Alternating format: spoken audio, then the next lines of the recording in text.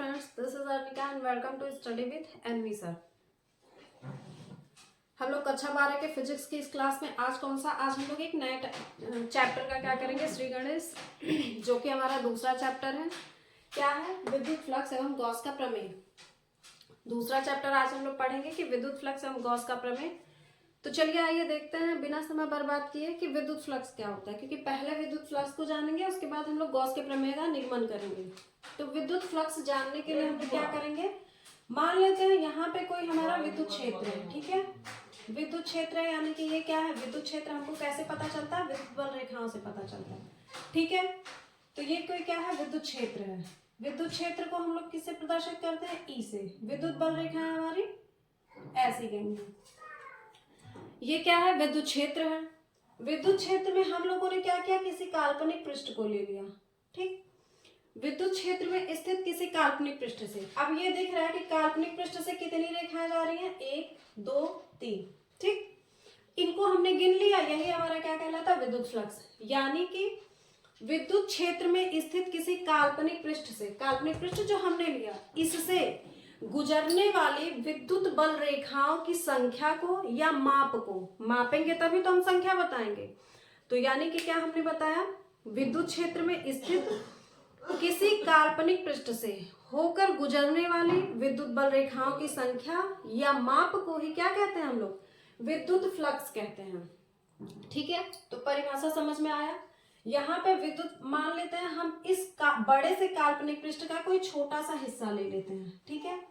तो अगर हमने छोटा हिस्सा लिया तो इसको हम लोग क्या कहेंगे, क्षेत्रफल सदिश, जो कि हमारा क्या है, क्षेत्रफल सदिश है, जिसको हम लोग किससे डिनोट करते हैं, ds से। और ये क्या है, हमारा विद्युत क्षेत्र की तीव्रता है, यानी जिसको हम लोग ई से करते हैं, यानी इसको हम लोग क्या कह लें, ई कह लें। ये क्या है, क्षेत्रफल सदिश, यानी इस बड़े से काल्पनिक पृष्ठ का छोटा सा हिस्सा। एस मतलब क्या हो गया, वही क्षेत्रफल, ठीक है। इन दोनों के बीच का जो कोण है वो कितना है, थीटा है, ठीक है। इन दोनों के बीच का जो कोण है वो क्या है, थीटा है। यहाँ पे हम ds को क्या मान लिए हैं, क्षेत्रफल सदिश, सदिश, ठीक है।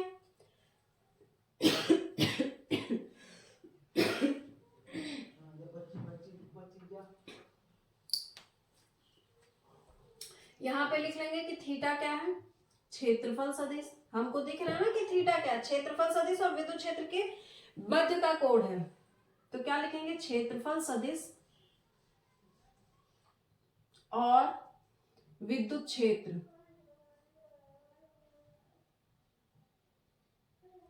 के मध्य का कोण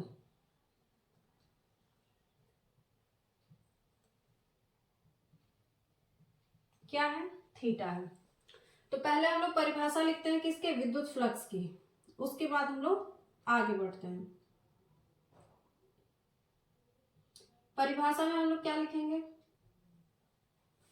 अभी हमने बताया, क्या लेंगे हम पहले, विद्युत क्षेत्र। तो लिखेंगे क्या, किसी विद्युत क्षेत्र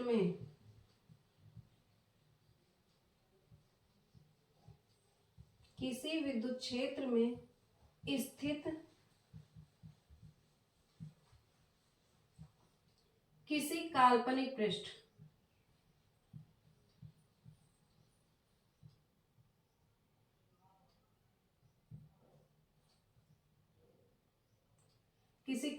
पृष्ठ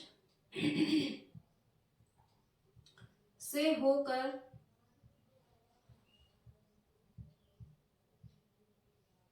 गुजरने वाली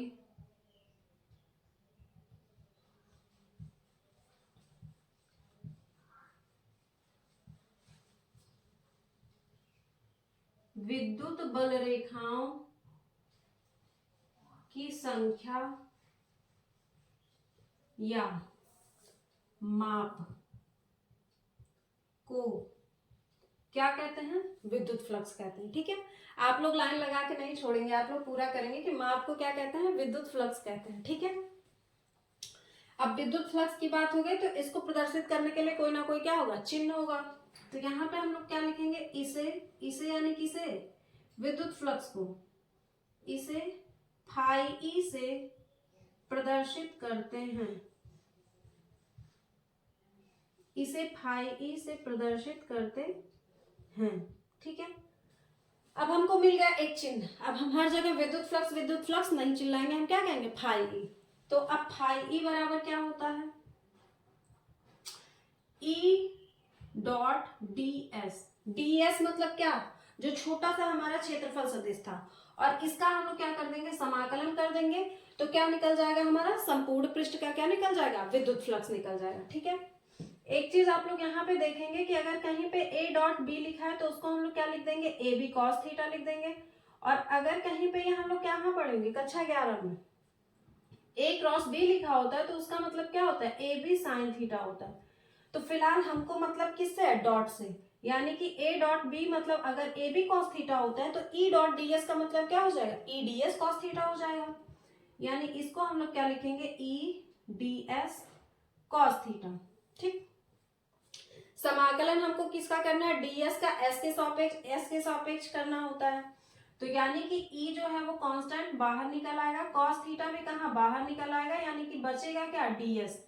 तो यहाँ पे हम लोग क्या देखेंगे कि जो छोटे से क्षेत्रफल सदिश है उसका जो समाकलन होता है, तो इसका मतलब क्या आता है, इंटीग्रेशन ऑफ डीएस की वैल्यू कितनी आती है, एस आती है। एस का मतलब संपूर्ण पृष्ठ का क्षेत्रफल, तो इसकी जगह हम क्या लिख देंगे, एस। यानी कि हमने क्या निकाला, फाई ई बराबर ई कॉस थीटा तो पहले से था, और इसका समाकलन कितना आ गया, एस। यानी अब इसको हम लोग क्या लिखेंगे, एक सही रूप दे देंगे, कैसा, ई एस कॉस थीटा, ठीक है, ई एस कॉस थीटा, जो कि हमारा क्या है, विद्युत फ्लक्स है, ठीक है। तो विद्युत फ्लक्स का हमको पता चल गया मान, जहां पे ई क्या है, विद्युत क्षेत्र की तीव्रता है यानी विद्युत क्षेत्र है, और एस क्या है, संपूर्ण पृष्ठ का क्षेत्रफल है, और थीटा तो हमने बता ही दिया है कि क्षेत्रफल सदिश और विद्युत क्षेत्र के मध्य का कोण है, ठीक है। ये हो गई इतनी बातें। अब इसके बाद अगर हमने इतनी बातें कर ली तो हम क्या करते हैं, आते हैं मात्रक पे, ठीक। मात्रक भी किसका, विद्युत फ्लक्स का। तो देखते हैं कि मात्रक हम लोग कैसे निकालेंगे, मात्रक, ठीक है। मात्रक हमेशा फॉर्मूले से ही निकलता, फॉर्मूला हमने पहले यहाँ पे क्या कर लिया है, निकाल लिया, यानी कि फाई ई बराबर हमने क्या निकाला है, E dot S cos theta. Cos theta का तो कोई मात्रक नहीं होता, सबको पता भाई कॉस थीटा क्या है, एक हमारा कांस्टेंट ही समझ लेते हैं, ठीक है। तो इसका मतलब ई का मात्रक, और इनटू का मतलब गुणे एस का मात्रक। ई मतलब विद्युत क्षेत्र का मात्रक हम लोग पहले चैप्टर से ही पढ़ते आ रहे हैं, क्या होता है, न्यूटन प्रति कूलाम होता है, ठीक है, न्यूटन प्रति कूलाम होता है। एस क्या है, एस क्या है, क्षेत्रफल है, और किसका, संपूर्ण पृष्ठ का। तो क्षेत्रफल का मात्रक क्या होता है, मीटर स्क्वायर होता है, सबको पता होना चाहिए कि क्षेत्रफल का मात्रक क्या होता है, मीटर स्क्वायर होता है। तो यहां से जो हमारा मात्रक आया वो क्या आ गया, न्यूटन मीटर स्क्वायर, और प्रति मतलब ये बटे क्या था हमारा, कूलाम तो था ही, ये हमारा क्या आ गया, विद्युत फ्लक्स का मात्रक, ठीक। अगर हमने मात्रक निकाल लिया तो अब हम लोग किस पे आते हैं, विमीय सूत्र पे आते हैं।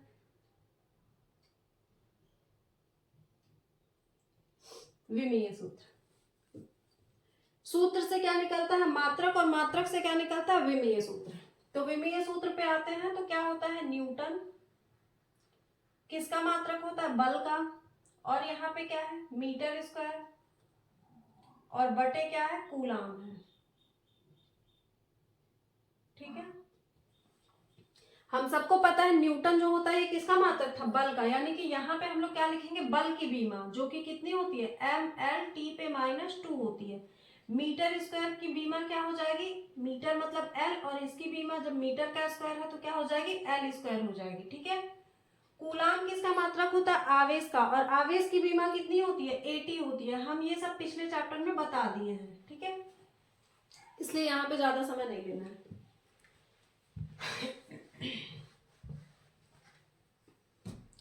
तो अब कितना आ गया इसका विमीय सूत्र, m यहाँ पे L पे कोई घात नहीं है तो मतलब 1 है, और यहाँ पे L पे 2 है तो 2 और 1 मिलके हो जाएगा 3, और बचा क्या T पे -2। ये तो अभी थी अंश की बात, और हर की बात हम कर लेते हैं कि अगर हर को हम ऊपर ले जाते हैं तो किसी पे अगर कोई घात नहीं है तो 1 की घात तो छिपी होती है, तो जब ऊपर जाती है तो घात माइनस हो जाएगी, यानी A पे -1 और क्या T पे भी -1 हो जाएगा।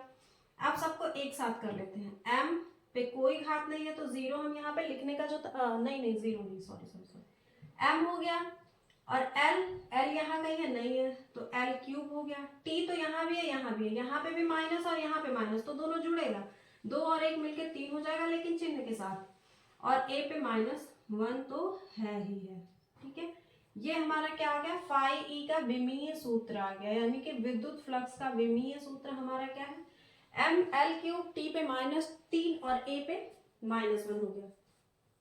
ठीक है, अब यहाँ पे हम लोग देखते हैं कुछ कंडीशंस, स्थितियां। ठीक है,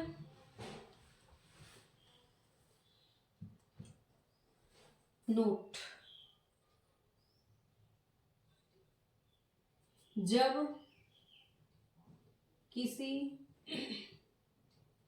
जब क्या होगा, यहां से विद्युत फ्लक्स क्या हो जाएगा, पृष्ठ की बात कर रहे थे ना, जब किसी पृष्ठ से विद्युत फ्लक्स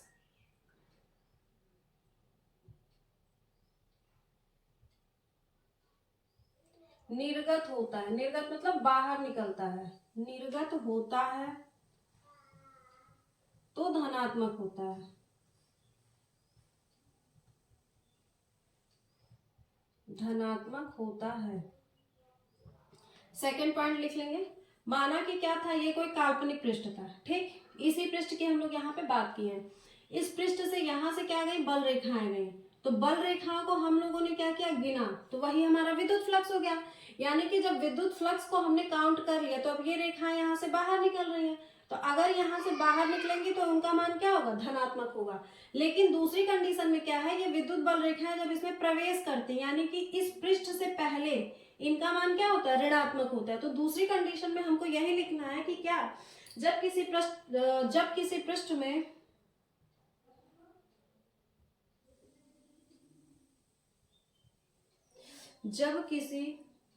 पृष्ठ में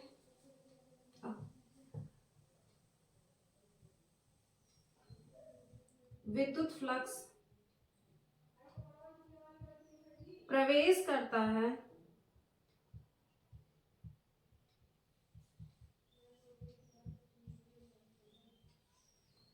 तो ऋणात्मक होता है, यानी उसका मान क्या होता है, ऋणात्मक होता है।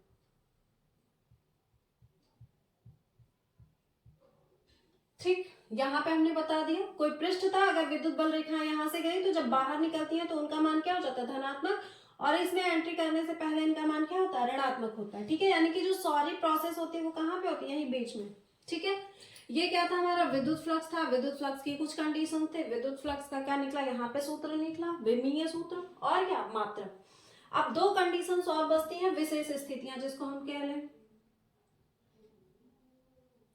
विशेष स्थितियां क्या है हमारी, इस फॉर्मूले को लेकर है। फाई ई बराबर क्या हो गया, ई एस कॉस थीटा होता है, क्योंकि अब हम लोग ये जान चुके हैं।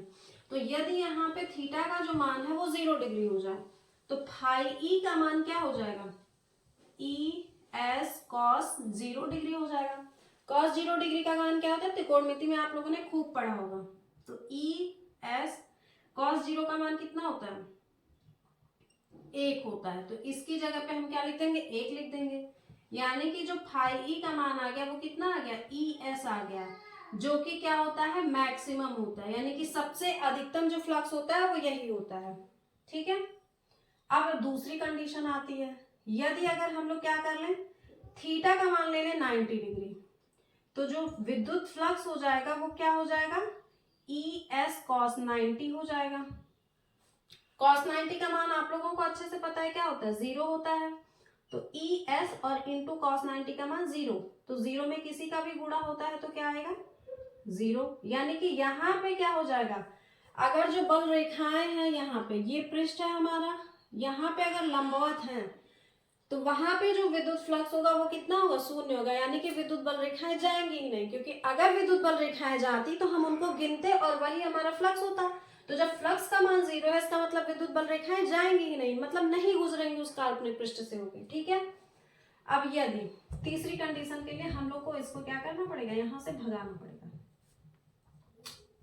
अब क्या करते हैं, यदि थीटा का मान कितना आ जाए 180 डिग्री, त्रिकोणमिति में आप लोग थीटा का मान अगर 180 डिग्री है तो कॉस 180 डिग्री का मान निकालना जानते होंगे। नहीं भी जानते हैं तो हम बता देते हैं कि कॉस 180 डिग्री का मान कितना होता है, -1, क्योंकि हम यहाँ निकालना तो बताएंगे नहीं, हम मैथ नहीं फिजिक्स पढ़ा रहे हैं। तो फाई ई का मान जो हो जाएगा वो कितना हो जाएगा, ई एस कॉस 180 का मान कितना होता है, -1 होता है, यानी कि जो हमारा विद्युत फ्लक्स आएगा वो कितना आ जाएगा, ऋणात्मक में आ जाएगा। ठीक है, ये थी 3 कंडीशंस किसकी, विद्युत फ्लक्स की। इससे ज्यादा कंडीशंस हमको पढ़ना ही नहीं है। उसके बाद हम लोग क्या करते हैं, अब हम लोग क्या करेंगे, बस आज यहीं था, क्योंकि वीडियो को ज्यादा लंबा नहीं करना है, छोटे छोटे वीडियो को हम क्या कहते हैं, छोटे छोटे पार्ट में ही करके हम लोग को पढ़ना है, ज्यादा स्ट्रेस तो लेना नहीं है, क्योंकि पढ़ना ही तो है। तो फिर हम लोग क्या करेंगे, अगली क्लास में हम लोग क्या देखेंगे, गॉस के प्रमेय का निगमन, जो कि मोस्ट इंपॉर्टेंट टॉपिक है सेकंड चैप्टर के लिए। ठीक है, सेकंड चैप्टर का सबसे इंपॉर्टेंट टॉपिक क्या है, गॉस का प्रमेय ही है। तो हम लोग उसको क्या करेंगे, सिर्फ निगमन ही देखना है उसके लिए, तो हम लोग उसके लिए एक अलग से वीडियो बनाएंगे, जो कि हम लोग का नेक्स्ट पार्ट होगा। तो तब तक के लिए आप लोग इसको रिवाइज करिएगा, और नेक्स्ट पार्ट हम लोग क्या देखेंगे, गॉस का प्रमेय।